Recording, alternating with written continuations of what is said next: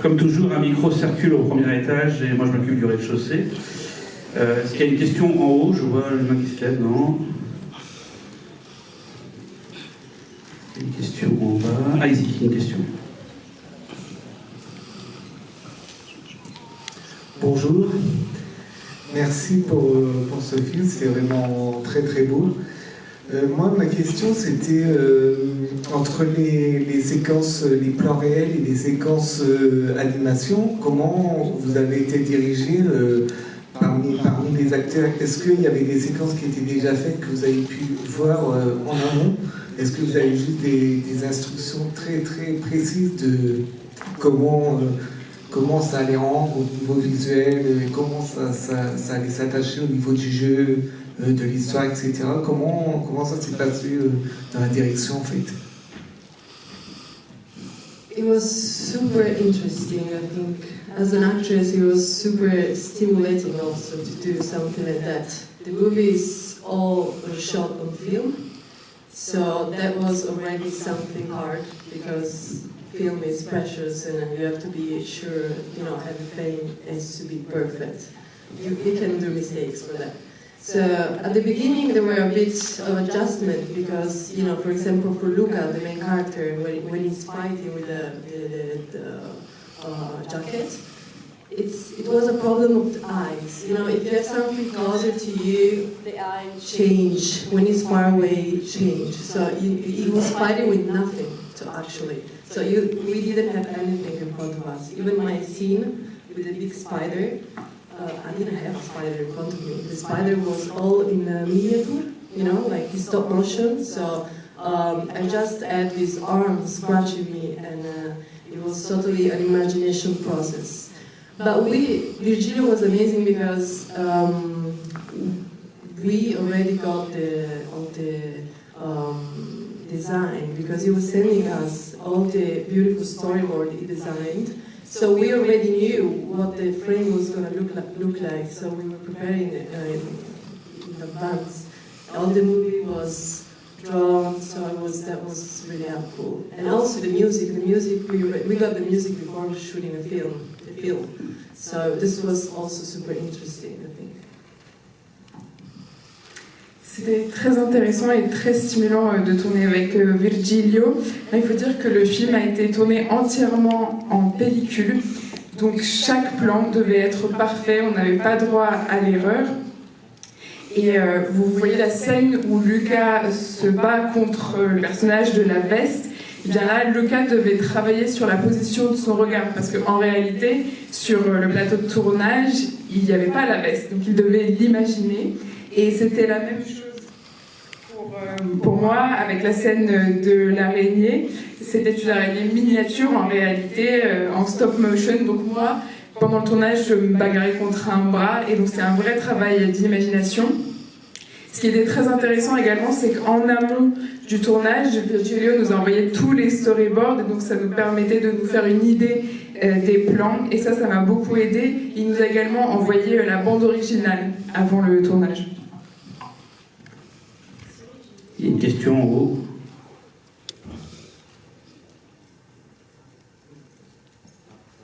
Je pense que le micro n'est pas allumé.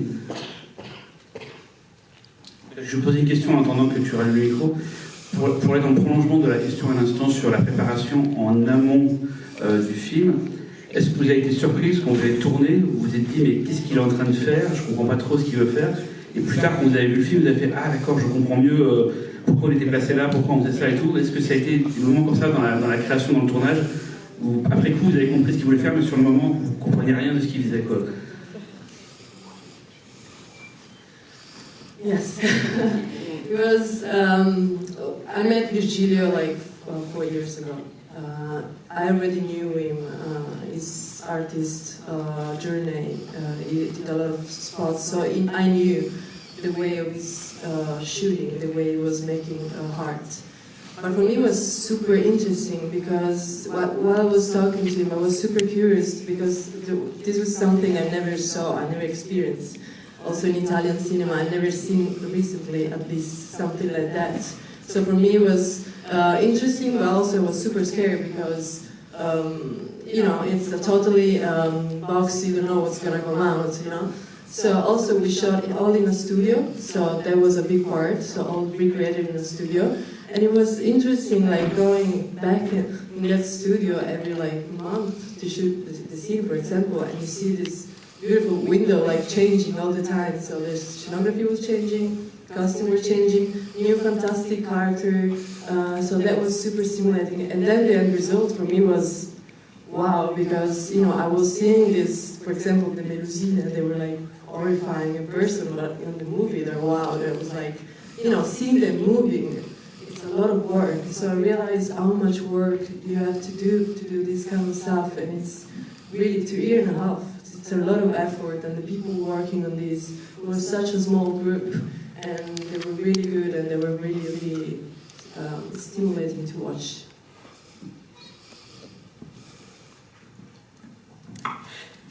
Oui, alors j'ai rencontré Virgilio il y a 4 ans déjà, donc je connaissais tout à fait son œuvre dans l'art visuel.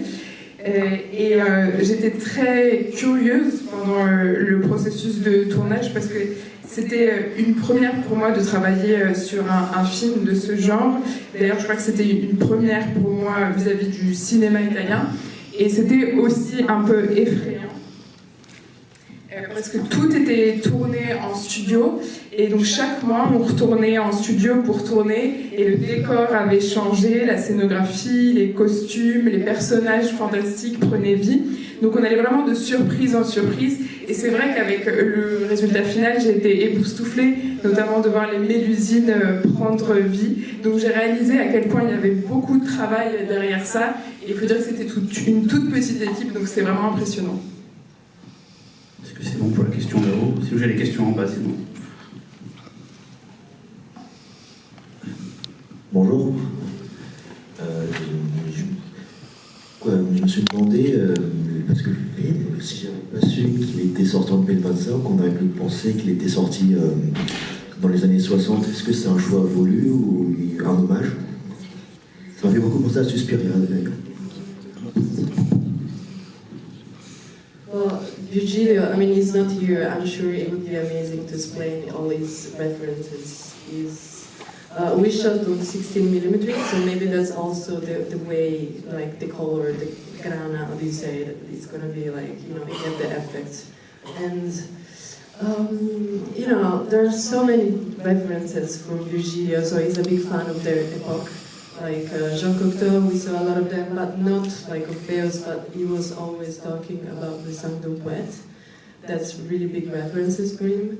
Also, I don't know if you catch that one, like the Night of the Ant, the one with the spider. That's also like a big reference, and I love that movie. That's also for me was super inspiring to watch. But yeah, I mean, I think also the music made its big role in this movie. I think it's one of the main characters of the movie, and yeah, the costume. Also, I think the movie is from a graphic novel from Dino Buzzati, Poema Fumetti, and it's a 69 graphic novel. So it's one of the first Italian one. So I think it was, of course, has to be in the 60s. That's the time we wanted to shoot, actually. That's the specific time we got. But yeah, I think the color of the movie is also making probably from that epoch. And we love the 60s, so... Alors c'est dommage que Virgilio soit pas là parce qu'il aurait beaucoup de choses à vous dire sur ses différentes inspirations. Le film a été tourné en 16 mm, donc c'est ça qui donne le grain un peu vintage. Et oui, il y a beaucoup de références à d'autres films d'époque. On pense à Cocteau, à Orphée, mais aussi au film Le sang d'un poète, qui était une référence très importante pour Virgilio. Il y a aussi le film The Night of the Ant, que j'ai regardé, que j'ai aussi beaucoup aimé. Et la musique joue un très grand rôle, c'est un personnage principal du film. Le film a aussi été inspiré par le roman graphique de Dino Buzzati, Poème à bulles, qui a été publié en 1969. C'est un des premiers romans graphiques italiens. Donc oui, le film est vraiment ancré dans les années 60. Ça se reflète dans la palette de couleurs du film et on adore les années 60. Il y a une question en bas. Oui. C'est bon. Justement, je voulais revenir à l'influence de la bande dessinée de Dino Buzzati. Moi, je l'ai lu il y a très très longtemps et il me semblait que le personnage était plutôt un chanteur de rock, justement. Mais bon, peut-être que la mémoire s'est diffusée, donc que j'ai fantasmé. Là, il en fait un pianiste. Et je voulais savoir justement si les dessins de Buzzati ont influencé les plans. I don't see you. Where is it? Oh, okay. Sorry, I was like, I need to talk. Okay. So yes, in the graphic novel, he's a rock star, and Virgilio is more romantic. So I'm going to do a piano. You know, Orpheus playing piano. It's a choice he made. Also, there are some different things from Guillermo Fumetti. It's not totally 100%, faithful. So there is some change from that. He totally made it personal also. So he wanted to give more of his aesthetic. Also, the way he shot, it's totally personal. You can see from every frame the way Virgilio loves cinema and the way he totally imagine the world. He's totally like this. If he was here, he would see how amazing and creative he is. Oui, tout à fait. Dans le roman graphique de Buzzati, Orphée est une rockstar, mais Virgilio est quelqu'un de romantique, donc c'est pour ça que Orphée ici est un pianiste. Et de façon générale, Virgilio a fait des choix, le film n'est pas 100% fidèle au roman graphique, c'est une interprétation personnelle de Virgilio. Vous le voyez dans l'esthétique du film, dans chaque plan, qui montre vraiment l'amour de Virgilio pour le cinéma, son imagination, son univers. Si il était là, vous vous en rendrez compte. Il y a une question en bas, ici. Merci. Je peux faire la question en anglais? Ok, pour commencer, il faut dire que c'était incroyablement beau. Le film, c'est très rare maintenant de voir quelque chose qui est tellement magique et fait à la main. Alors, félicitations aussi sur le jeu. Ma question, en fait, c'était pour un matériel qui est tellement mythique, qui est tellement dans la fantaisie. Comment est-ce que le jeu se trouve fait réel à travers la direction de Virgilio et ton propre travail? Merci.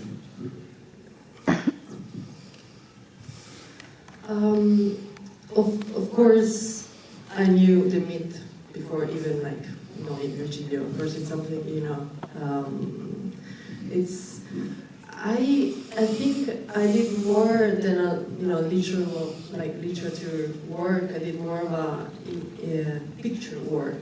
I was thinking of Era like something that was escaping all the time. So she's someone that you cannot catch. So I really worked about this detached feeling, also the way the movie is all dubbed. So it's, the voice wasn't shot because of the movie,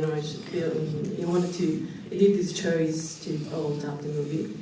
And he wanted to also give this detached feeling on the sound of the voices. So we had to talk a little bit more like a lyric vibe, like a dream.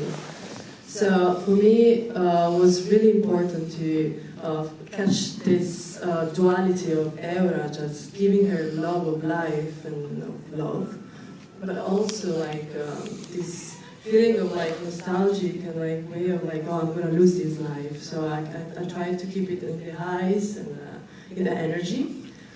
And also, I really want to say this because I took a lot of dancing classes actually, even if I'm not a ballet dancer, but I wanted to give her this way of standing a bit more classical, elegant and trying to. But the scene we made for the Lago dei Cigni, it was a found footage from the mom of Virgilio. So that's a real, all the white shots are really from a video existing in Super 8. So he recreated all of that in studio, and all the close-up were me, and all the white shots were her. And we shot this like she was there. So that was super emotional to see her recreate, a memory of her was super emotional and touching. So yeah, it was a physical preparation, but also a little bit of study, of course.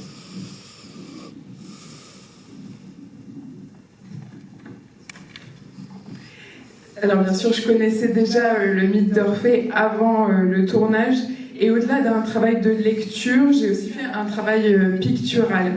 C'est-à-dire que Eora est une créature qui vous échappe sans cesse, qui est très détachée, et je veux dire aussi que les voix sont 100% doublées. On les a enregistrées à part, et Virgilio voulait qu'on prenne un ton un peu onirique. Et je voulais aussi faire transparaître la dualité du personnage de Eora, qui aime beaucoup la vie, l'amour, mais qui est aussi traversé par un sentiment de nostalgie. Et donc j'ai beaucoup travaillé sur le regard, son énergie. Et j'ai aussi pris des leçons de danse classique parce que je voulais lui donner de l'élégance, une belle posture.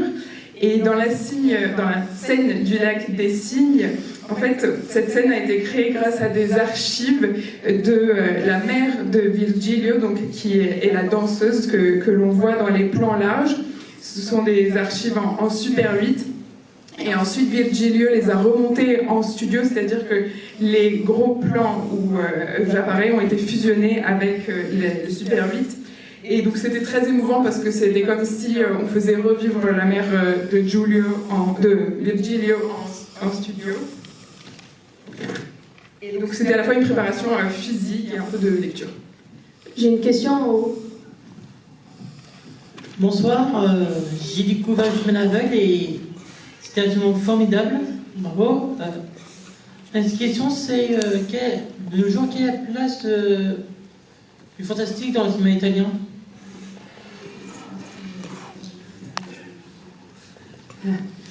Yesterday I saw The Olive Boy from Paolo Stripoli and I was like, nice, I love, because I'm a big fan of horror movie, like our Italian heritage, we have a lot of big names.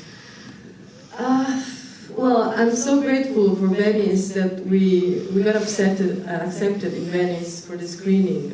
I think there is a reality in Italy, but it needs to be pushed a little bit more, I think.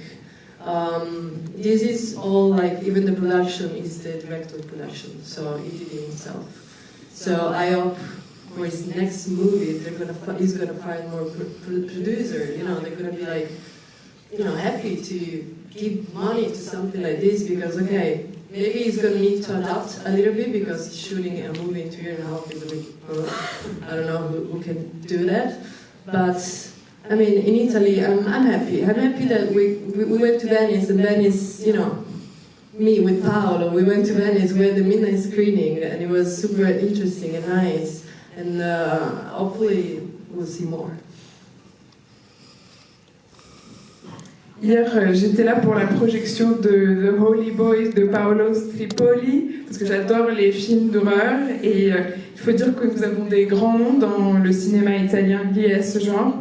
Je suis très heureuse que le film ait pu être projeté au Festival de Venise. Donc, il y a un cinéma italien dans ce genre, je crois qu'il a besoin d'une impulsion.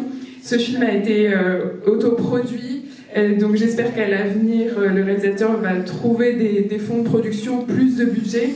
Alors, c'est difficile quand on tourne un film en 2 ans et demi, peut-être falloir s'adapter. Mais encore une fois, avec Paolo Stripoli, on était à la projection à Venise. C'est une projection de minuit. C'est très beau, donc j'espère qu'on va avoir davantage de films de ce genre. Merci à Julia d'être venue et n'oubliez pas de voter en sortant.